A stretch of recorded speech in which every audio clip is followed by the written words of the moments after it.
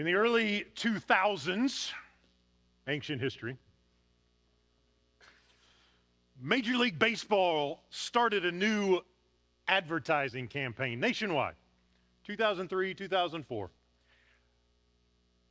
The campaign was centered around a slogan. Some of you old fogies may remember this. TV spots, commercials, and all of them came to their climactic end with the phrase, "I live for this." So you might have seen someone like Derek Jeter on television in the commercial spot, talking about that time he hit that grand slam. And maybe you see some footage of him rounding third base and sliding into home on another play just under the tag as it comes through. And he's talking about how much he loves baseball and how awesome it is to be with the Yankees. Sorry if you're a Red Sox fan. And the whole commercial, 30-second spot, wraps up and you see Jeter right there, and he looks right into the camera and says, "I live for this." If you're a Red Sox fan, Roger Clemens got to do one too. That wasn't enough. In 2005, they wanted to ramp the campaign up a little bit more, so they went on a tour of 6 major cities around the United States. And they went looking for the most over-the-top fans they could find. Some of you know what I mean when I talk about over-the-top fans. You may be one. If you are, we don't want to know. Not just the guy who shows up with a jersey and a ball cap, but the people who show up with all the accoutrements, right? You're thinking, is there room on your body for any other aspect of your fanhood to be present? Face paint, ribbons, wigs, colors, jerseys, pants, shoes with baseballs on them, whatever, right? So they go around and they find 6 people, and they make more TV commercials. And maybe you're watching the commercial and somebody's talking about St. Louis and the Cardinals and the traditions and how inspiring it is when all the people are there and everyone's excited. And then the commercial ends. Zoom in on the fan. "I live for this." Got me to thinking. How would we fill in that blank? Not everybody lives for Major League Baseball. Just ask my daughter. How would you fill in the blank? I live for this. What is it? I got curious one day, so I Googled it. Did you know that in Denver, there's a gym called Live for This Fitness? Some people live for the gym, or at least they want people to live for the gym and buy memberships. George Harrison once wrote a song called "I Live for You." Found out when I started looking into it, there's a debate over whether it was a spiritual thing about some deity or about a romantic interest. Some people live for travel. Other people live for the weekend. Some people live for their career. And let us not forget, because I've already seen posts on social media, in 7 weeks, lots of people live for SEC football, don't they? I don't want to hear it. This is not a sermon about that. In fact, we're going to, in just a minute, talk about how all that needs to be subjected to the gospel. Preview of what's coming. You probably already figured it out. But who do we live for? What do we live for? What are the things that drive us, right? The question matters because it's a question of identity, isn't it? Like, we're not thinking about that when we're suiting up with our jerseys on our way to, the temple called Jordan Hare. Let the listener understand. We're not thinking about my identity as a fan for this team or as an executive in this company or whatever. But it's an identity question, isn't it? Like, I define myself in this way. I define myself as someone who's devoted to this. But then the question arises, what happens when it goes away? What happens when your team loses? Or your job gets outsourced? What happens when you get sick on the weekend? Do you really want to be remembered for your fitness routine? Not saying don't be healthy, by all means. Like, take good care of the body God's entrusted to you. But at the end of our lives, do we really want to be remembered for our gym membership? Live for this. And what do we do when things don't go our way and those things that we've given ourselves to falter, crumble, disintegrate? When we've lived for something that doesn't last, what makes life worth living then? In that moment, when life goes south, when our hearts are broken and our hopes are dashed. What makes life worth living then? You won't be surprised to find we're not the first ones to ask the question. You may be surprised to find that the Apostle Paul raises the question. Here we have him in less than desirable circumstances. We learn here that he has been imprisoned by the Roman Empire.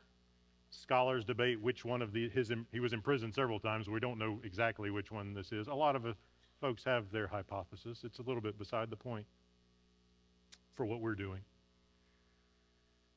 But here's Paul giving the Philippians instructions about how they should live their lives when things go badly. Which makes me wonder, like, what would Paul say? How would Paul answer the question? Like, let's show him some of those commercials. Let's tell him about that gym. And then let's say, hey, Paul, how would you answer the question, what makes life worth living? You know what I think he'd say? What comes to the surface in Philippians chapter 1. For Paul, and hopefully this becomes true of us, the gospel makes life worth living, even when living life is hard. The gospel makes life worth living every day. It especially makes life worth living when living life is hard. Now, how does Paul begin to set this in front of the Philippians? Chapter 1, verse 12, I want you to know, beloved, what has happened to me has actually helped to spread the gospel. Well, what happened to you, Paul? Glad you asked. It has become known throughout the whole imperial guard and to everyone else that my imprisonment is for Christ. So Paul introduces this event in his life that he's been imprisoned. The Philippians already know this, but if we're just reading the letter for the first time, we don't know it. But now we do, because he's introduced it. And so Paul has been imprisoned. It will be helpful to know some things about imprisonment in the ancient world. It's not quite the same as imprisonment in the 21st century. Well, maybe some places in the world it's similar, but not in the U.S. In the ancient world, if you were imprisoned by the Roman Empire, they did not feel compelled or bound to offer you 3 square meals a day. They didn't feel bound to give you any meals at all, ever. If you were going to get fed while you're imprisoned, you better hope your mama will show up with some bread, or your cousins, or somebody, because the governing authorities got nothing for you. If you're imprisoned in the Roman Empire, you have no right to a speedy trial or guarantee of due process. In fact, in the empire, Roman Empire, they didn't wait till you were convicted to lock you up. They locked you up while they investigated to see if you had even done something you'd been accused of. So you can read about in Acts where Paul starts doing things and some people get a little upset. What do? There's no investigation. Just throw him in jail, throw him in the prison while we sort this out. There's no presumption of innocence. Honestly, it's probably a presumption of guilt. There's no bed. It's just a hole in the ground or a cage. There's no recreation time. You just rot. And you could be there for years if they ever got around to your case eventually. They might not. You also need to know that in the Roman Empire, a massive, massive, massive, massive, massive amount of shame was deposited upon anyone who was imprisoned by the empire. And so when Paul says to the Philippians how grateful he is that they've cared for him during his imprisonment, it's kind of unique, because if you're associated with someone who's imprisoned and their life is now marked by shame in the eyes of everyone, you risk getting their shame passed on to you if you show up to bring them some lunch. So typically when somebody gets imprisoned, everybody, sometimes even their family, will see you when you get out, if then. Still, the Philippians cared for Paul and ministered to him in his need. So Paul is in one of the places in the ancient world which it's about as bad as it gets. There's shame. There's no guarantee of any basic needs being met. He has to rely on the churches to care for him. And who knows how long it could take to get the matter resolved. It's a spectacular opportunity for what we call, by the technical term, a pity party. You know what those are, right? Woe is me. I should be out there planting churches, but I'm locked up in this Roman prison. I should be preaching the gospel, but I'm chained instead. I should be doing something else. How will the mission? I want to be with my churches. Like, he could wallow in this sadness because, well, life is hard now.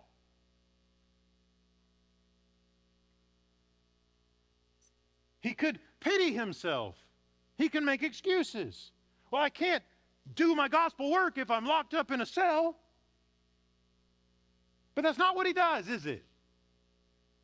He says counterintuitively, like, this isn't what you would expect to happen. The gospel isn't chained. In fact, word has gotten around to all the guards that Jesus is Lord and God raised him from the dead. See, for Paul, he gets wrongly imprisoned, but instead of wallowing in the frustration and the disappointment and the why can't I be out there where the action is, he sees a mission field. My guess is most of us wouldn't see it that way if we were wrongly imprisoned. We'd call our lawyers. We'd try to start a campaign, like awareness campaign. The Apostle Paul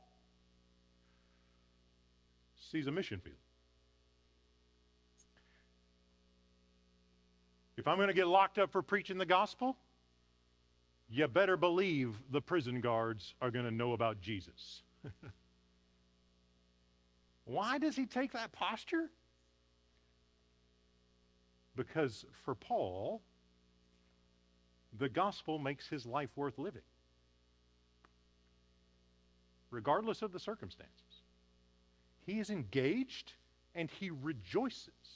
Even though he's been done wrong, he rejoices at the opportunities that Jesus offers to him for the advancement of the gospel. Listen to what he says again. It's become known throughout the whole imperial guard and to everyone else that my imprisonment is for Christ. And most of the brothers and sisters, instead of just feeling the shame of my imprisonment, have been made more confident in the Lord by my imprisonment, and they dare to speak the word with greater boldness and without fear. The idea is if we lock this guy up for preaching the word, everybody else will be afraid to do it. We'll shut all them Christians up. But instead, Paul says, counterintuitively, the Lord is at work, and the church has been emboldened to preach the gospel. The gospel's going forward. To people, we didn't think we'd be on mission to the prison guard, and yet here we are. If we had mission to the prison guards on our serve team list that you sign up for, I wonder how many of us would sign up for that. Like, we don't think about this the way that Paul thinks about it frequently. Like, if my life is thoroughly oriented and given its meaning, by the gospel, then when I'm in less than desirable circumstances, am I looking for space to magnify Jesus and celebrate the gospel? When I read passages like this, I think of my granddad. I called him Pawpaw. Years ago, he was diagnosed with cancer, had to undergo treatments. I'm sure some of you have had that experience or know someone who has. Again, it's a really easy time to kind of settle in and go, man, this is like, why did you let this happen to me, God? And I don't understand, and I'm frustrated. And like, that's justified, I think, a lot of times. The thing that stood out to me about my granddad, my pawpaw, is that when he'd go to the treatment center, he always came back with a story about someone he'd been able to pray for and encourage while they were undergoing their treatment, or how he'd shared Jesus with the nurses. And when I think about a life well lived, when I think about being thoroughly oriented on the gospel, even when life gives us painful circumstances, I think, man, I hope when I'm 90 years old, I love Jesus as much as my granddad. So that my heart is marked by love for others. And whatever the circumstances come along, even if they're terrible, am I going to make room in my life for Jesus to work through me when living life is hard?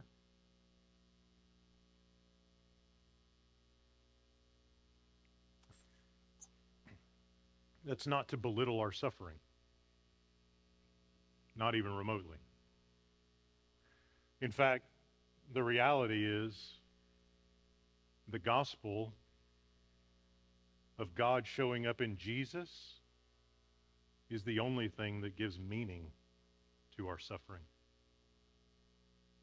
If the world is an accident, like if it just happened, if it's just a chain reaction of physical processes with no sovereign design, then my granddad's cancer has no more significance than the fizz when I open up a Dr. Pepper. It's just what happens. It has no meaning. It's an accident, a chain reaction. People live, people die. Here's your lunch. Have a soft drink. It's not important. It doesn't matter. Scriptures tell a different story, don't they? Scriptures tell a story about a God who made a world, made it out of nothing, made it out of the overflow of his love. Made it beautiful, made it good, and filled it up with human beings, creatures who bear his image, who represent him, and who he charges them, he instructs them, he endows them, commissions them to care for it, to govern it well as his representatives. Have dominion, we're told in the opening chapters of Genesis, over all the things. Care for it. Make it flourish. Instead of making it flourish, his image-bearing creatures disobeyed him and introduced great suffering into the world that God had made beautifully and good. Introduced death and pain and sorrow and grief. And God, instead of crumbling that project up, throwing it in a cosmic trash can and starting over, instead of just vindictively saying, you lousy creatures, why didn't you care for it the way I wanted you to care for it? You terrible people, like, look what you've done to my beautiful world. Instead of that, at the right time, he took to himself a human body and was born of a woman and walked with us in our sorrow and held us in our grief and laughed with us in our celebrations. Scripture tells a story about a God who doesn't run from our suffering. He walks beside us and he carries us in it. Does that answer all the questions for me? No. But it's a way better story than your suffering is an accident of the universe.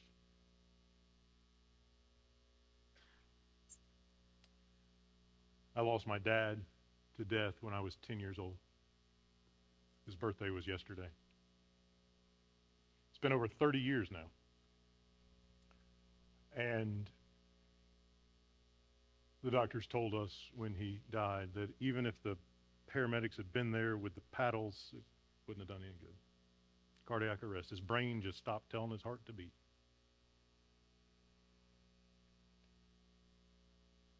There's a grief there that runs very, very deep.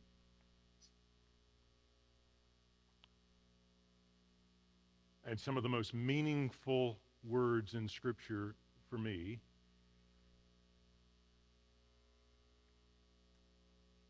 are just the testimony that when Jesus stood at the tomb of one of his dear friends who had died, he wept.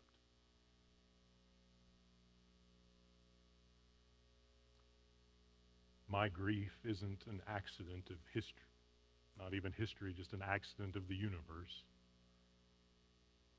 I don't understand it. I don't understand why all bad things happen. But I do know that when my heart is broken, Jesus weeps.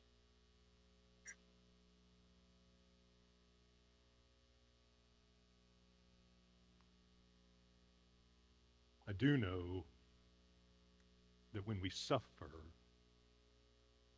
the one who sits at the right hand of God the Father Almighty can look at his hands and wrap his arms around us and say, I love you. And my heart hurts with you.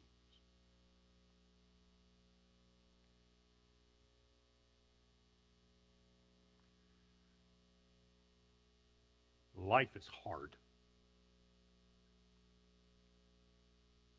If your life isn't hard yet, give it time. Bad things will happen. Hearts will be broken. People die.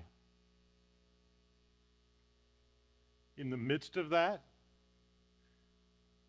the gospel says, the God who made this world is the kind of God who doesn't run from your pain. He runs to it. And whatever you've been through, whether it's captivity, like Paul, whether it's injustice, like Paul, whether it's someone did, or the consequences of your own sin, whatever it is, Jesus runs to you, not away from you. That's what he does. And if you doubt that, read the Gospels. Read about a God who loves us so much that though we had offended him, though we had scorned him, though we had pushed him away and said, I don't want your input. I don't want you to be God over my life. I've had enough. Like, that's what we do with him. And he still shows up. And in Jesus, the offended one is mocked and beaten and stripped naked in public in front of crowds and tortured to death. Which means when we suffer, he can be present. He doesn't look down over the rail of heaven from his throne going, what's the big deal? What are you worried about? He looks down with the marks of the cross and a heart full of love and says, you're mine. I am with you. And in this moment of great pain, the gospel says Jesus cares for us. It also says in this moment of great pain, he can offer comfort through you to someone else. Here's the apostle suffering injustice, bound. And his desire, his heart in this moment is overflowing with love for the Philippians. Listen to what he says. I'm going to continue to rejoice because I know, this is verse 19, I know through your prayers and the help of the Spirit of Jesus Christ, this will turn out for my deliverance. Listen, nobody says that in a Roman prison in the ancient world.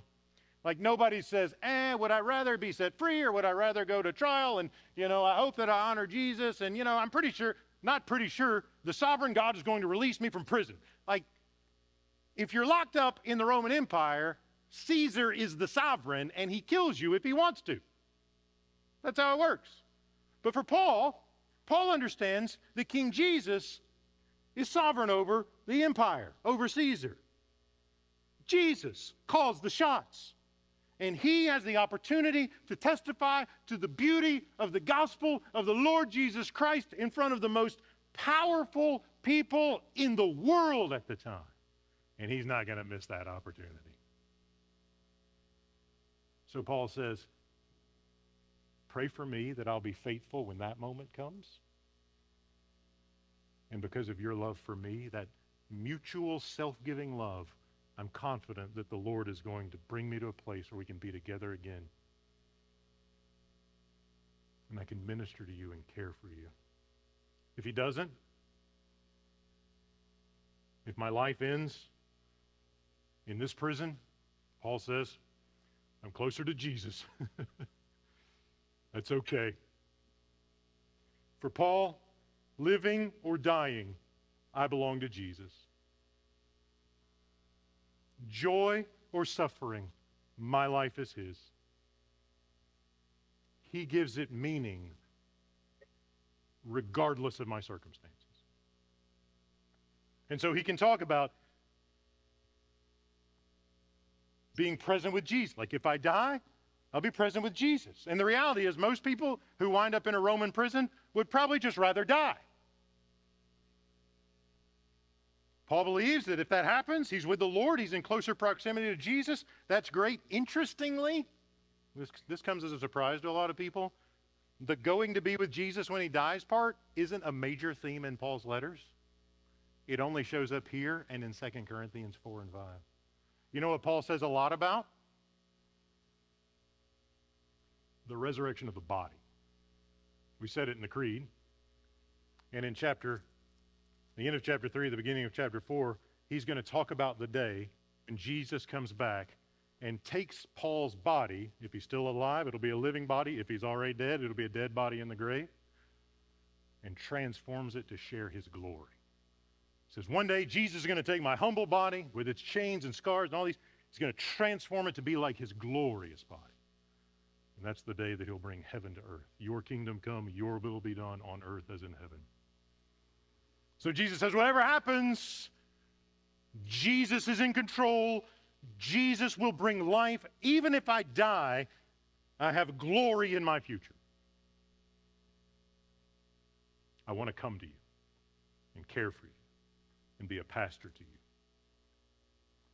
Paul can do this. Paul can have this perspective because the gospel makes life worth living even when living life is hard. And they need him. They need him to care for them because they're suffering too. We find out as we get to the end of chapter 1 that the Philippians are undergoing some similar suffering. We don't know. There's so many times in Paul's letters, I wish he would just give more detail.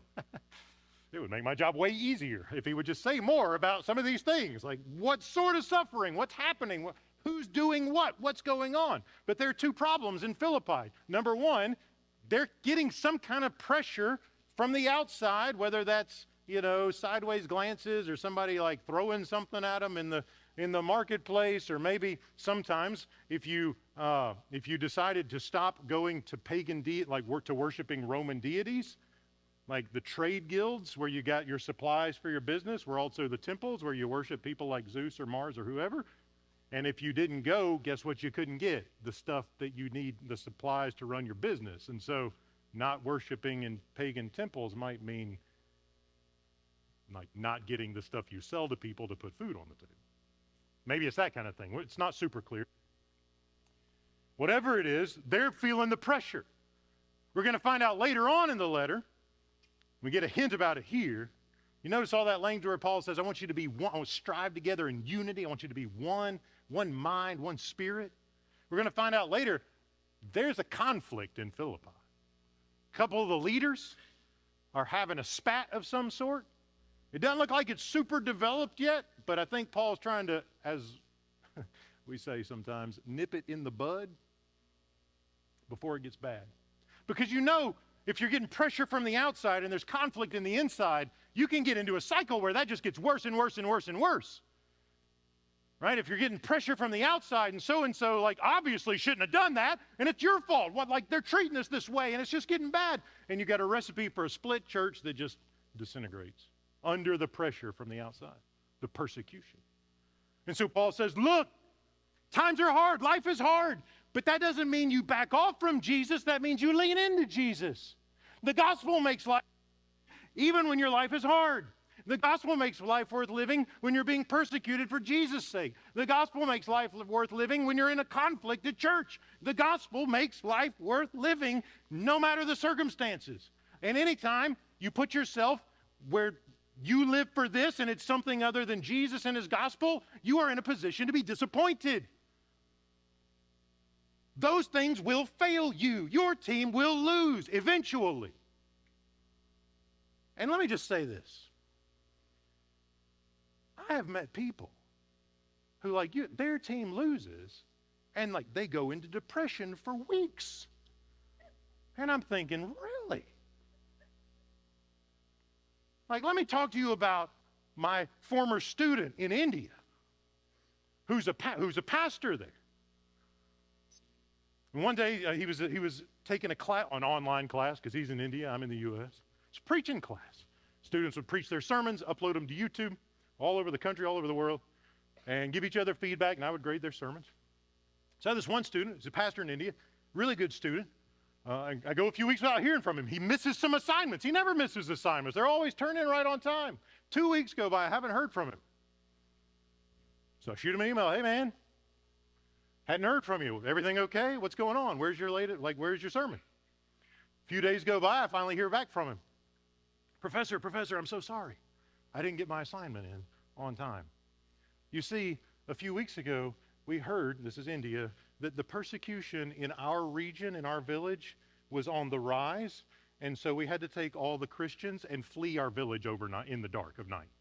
I'm sorry I didn't get my sermon in on time. That was the email. That was the gist of it. If you want to know what an acceptable excuse for not getting your sermon in on time is, fleeing your village in the middle of night because you're avoiding state-sponsored persecution is one of them.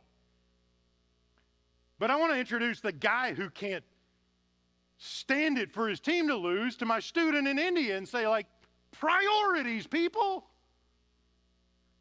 Come on. It's not a hard day when your team loses. You're fine. If you can afford to go watch them, it's not a hard day.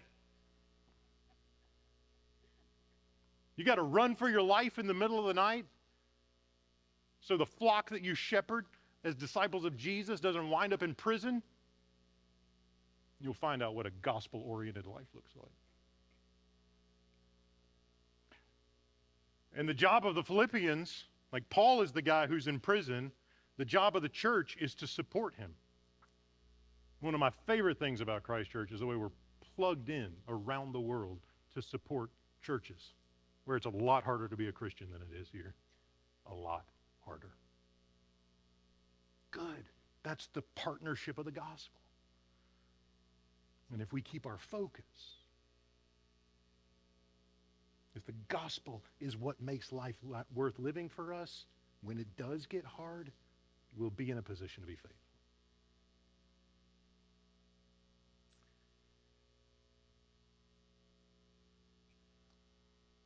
Philippi was inhabited by a large number of retired soldiers. The city was founded under Alexander the Great, 300 some odd years before Jesus was born.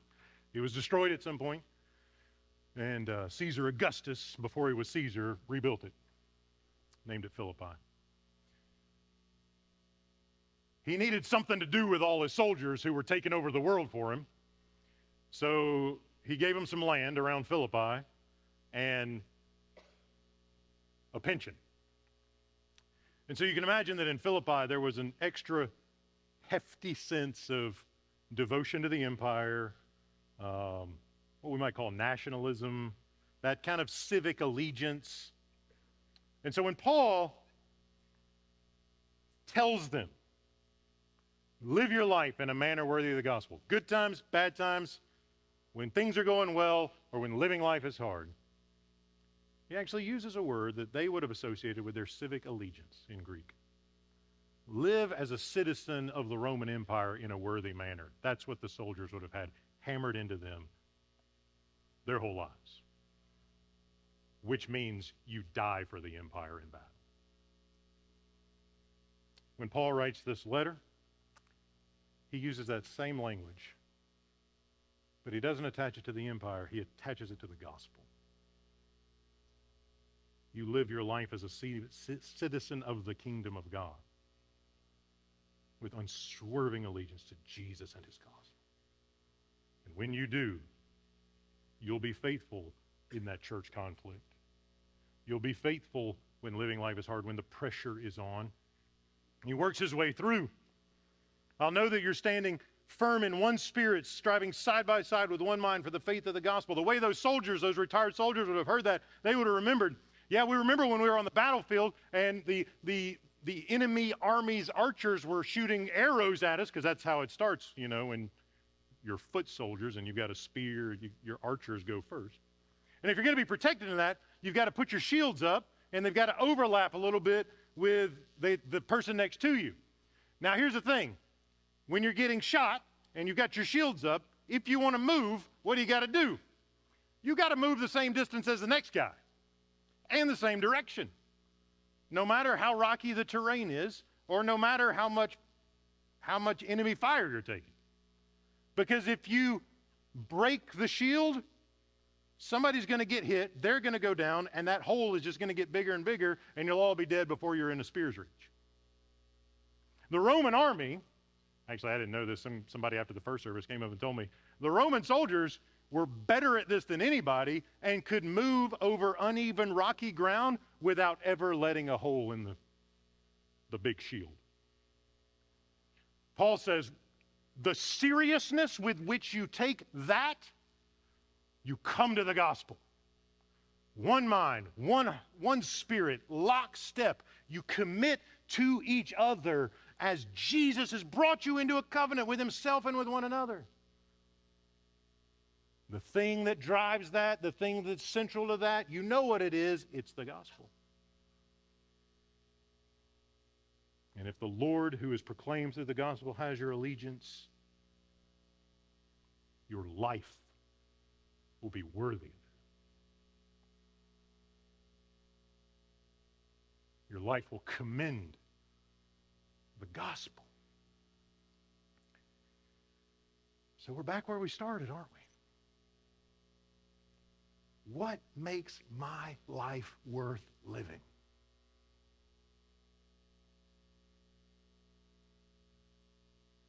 What makes my life worth living? There's a lot of distractions out there. There's a lot of things that can take the place of Jesus when we answer that question? Christian discipleship, following Jesus, means vigilance, such that the answer to that question is always Christ and his gospel. And if it is, you will always find that your life is worth living. Always, always, always, always, even when it's hard.